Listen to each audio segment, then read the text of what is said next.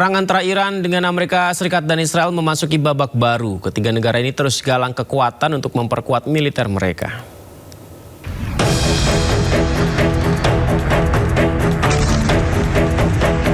Perang Timur Tengah semakin meluas. Ketiga negara yang terlibat, Amerika Serikat, Israel, dan Iran, saling menggalang kekuatan. Iran merangkul sejumlah negara tetangga. Oman menjadi salah satu negara yang mendukung Iran menguasai Selat Hormuz. Kini, Iran mendekati Irak. Iran mengajak Irak untuk bersama-sama menghancurkan pangkalan militer Amerika Serikat di Timur Tengah. Presiden Amerika Serikat Donald Trump pun murka. Presiden AS Donald Trump mengancam akan membombardir Oman jika menghalangi upaya pembukaan kembali Selat Hormuz. I mean, we control it. We control it with the blockade. We have a blockade. We control it with the blockade. And I like the idea of declaring it a territory. We have total control over the Strait. Meski kondisi terus memanas, namun Pakistan terus mendorong Amerika Serikat dan Iran ke meja perundingan. Namun hingga kini belum ada kesepakatan antara keduanya. Menteri Pertahanan Syafri Samsudin menerima kunjungan Menteri Pertahanan Cina di Jakarta hari ini. Pemirsa, Menhan Syafri menerima kedatangan Laksamana Dong Jun di gedung Kemenhan, Jakarta. Pertemuan kedua pimpinan pertahanan negara ini membahas kerjasama pertahanan mencakup pertukaran personil, industri pertahanan, dan latihan bersama antara kedua angkatan bersenjata.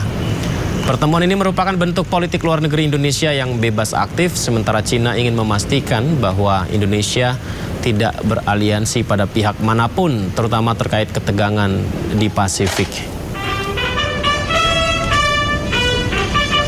Ini merupakan suatu langkah maju yang dilakukan di era pembangunan kekuatan pertahanan Indonesia saat ini dan di masa yang akan datang. Kami juga mengundang angkatan bersenjata Tiongkok untuk ikut serta di dalam latihan bersama seperti Happy Garuda yang merupakan salah satu bentuk konkret hubungan antara Tentara Nasional Indonesia dan Angkatan Bersenjata Republik Rakyat Tiongkok. Ketua Parlemen Iran Muhammad Bagher Ghalibaf bertemu dengan Presiden Irak Nizar Muhammad Said Amidi dalam kunjungannya ke Baghdad. Ketua Parlemen Iran Bagher Ghalibaf tiba di Baghdad pada Rabu pagi. Pertemuan Ghalibaf dengan Presiden Irak membahas hubungan bilateral kedua negara, konflik regional, membahas kerjasama negara-negara kawasan dalam menjaga stabilitas. Ya, pemirsa, sebelum bertemu Presiden Irak, Ghalibaf bertemu sejumlah pejabat Irak lainnya. Dalam menyikapi konflik Iran dengan Amerika Serikat, Irak menyatakan komitmennya untuk terus mendukung Iran, pemirsa. Penasihat Korps Garda Revolusi Iran Muhammad Reza Naqvi menyatakan bahwa Amerika Serikat telah gagal sejak awal dalam upayanya untuk menggulingkan pemerintah Iran dan memecah belah keutuhan wilayah negara Iran. Naqvi juga menambahkan bahwa posisi strategis Selat Hormuz menjadi kartu as ekonomi dan militer Iran yang tidak tergantikan. هدفش رو کسی که این جنگ رو شروع کرده بیان میکنه. من میخوام چه بکنم؟ پیروزی زمانی میتونه حاصل بشه و موفقیت زمانی میتونه ادعا بشه که کسی که هدفی رو مشخص کرده به هدف خودش رسیده باشه. دو تا هدف اصلی در جنگ دولت امریکا اعلام کرده و اونم این که نظام ایران رو براندازی کنن و ایران رو تجزیه کنن. این هدف اولیه بوده. این هدف تو همون بعد به خودش شکست خورد. تصور خیلی کوتاه‌بینانه طبق همون خصوصیتی که عرض کردم اینها داشتن که ظرف 3 روز 4 روز مثلا nizam Iran براندازی میکنن و مثلا ایران رو تجزیه میکنن. Ini تصور. Pemirsa, warga kategori desil 9 dan desil 10 atau dengan pengeluaran lebih dari 2,2 juta per bulan akan dilarang beli BBM Pertalite mulai akhir tahun ini. Rencana pembatasan Pertalite berdasarkan kategori desil memicu polemik.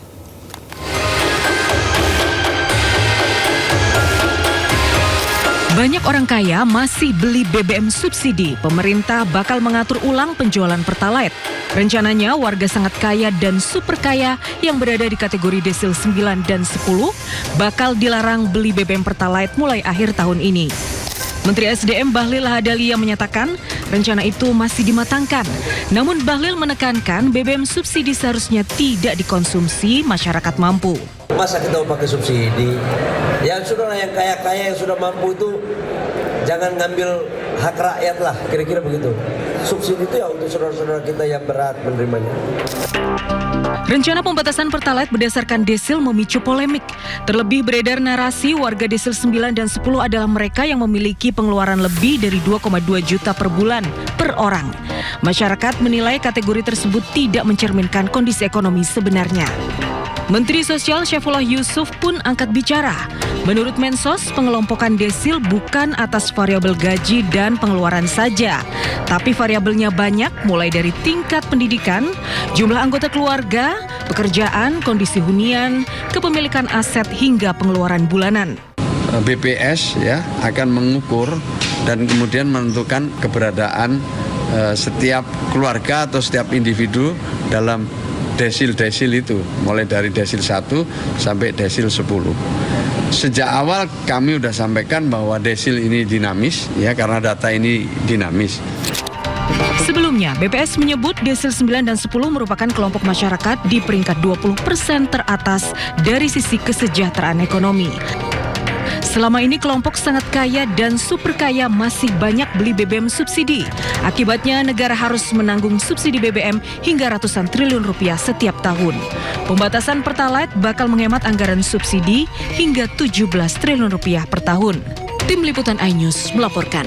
Indonesia dan Jerman terus memperkuat hubungan ekonomi melalui pengembangan kerjasama di sejumlah sektor strategis. Menko Perekonomian menjelaskan upaya memperkuat investasi dari Jerman didorong mulai dari investasi energi terbarukan semikonduktor hingga pendidikan vokasi.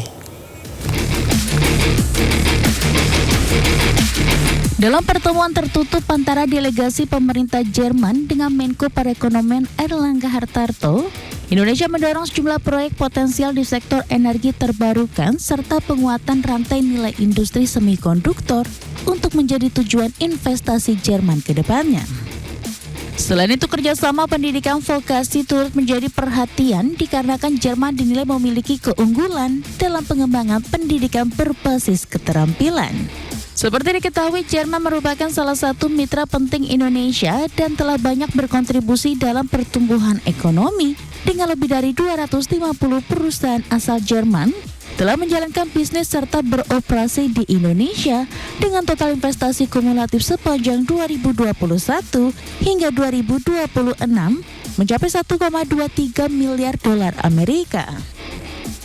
Hampir 4 billion US dollar, dan tadi disampaikan kepada Menteri Commerce bahwa kita akan ada rapat untuk terus bagaimana kita bisa meningkatkan proyek-proyek green energy ini untuk bisa mendapatkan akses pembiayaan termasuk juga dari KfW. Dan kalau kita ketahui bahwa Jerman mempunyai keunggulan di bidang riset terapan, precision manufacturing, standar industri, dan inilah yang kita ingin kerjasamakan dalam pertemuan-pertemuan berikutnya. Sementara itu, Menteri Federal untuk Kerjasama Ekonomi dan Pembangunan Jerman, Rim Alabali Radovan, menegaskan komitmen negaranya untuk memperkuat kerjasama ekonomi dan pembangunan dengan Indonesia. Menurutnya, pelaku usaha Jerman memiliki peluang besar untuk berkontribusi dalam pembangunan berkelanjutan di Indonesia.